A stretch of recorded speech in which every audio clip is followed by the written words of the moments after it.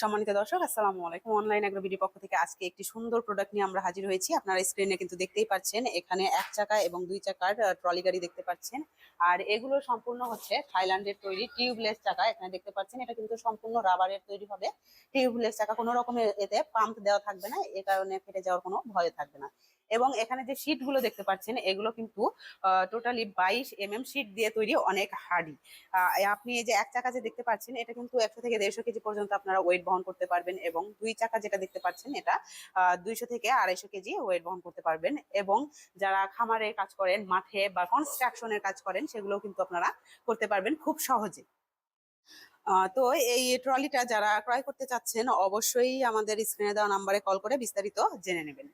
আর পাশাপাশি কিন্তু আপনারা ফোন করে আমাদের জিজ্ঞেস করেন যে এগুলোর আসলে অনেক জায়গাতে দাম কম। তো এটার বিষয় আসলে ওগুলো পাম্প করা চাকা থাকে, হ্যাঁ, যেগুলো আপনার 1-1.5 মাসের মধ্যেই ফেটে যাওয়ার সম্ভাবনা থাকে এবং শীট গুলো অনেক হালকা থাকে।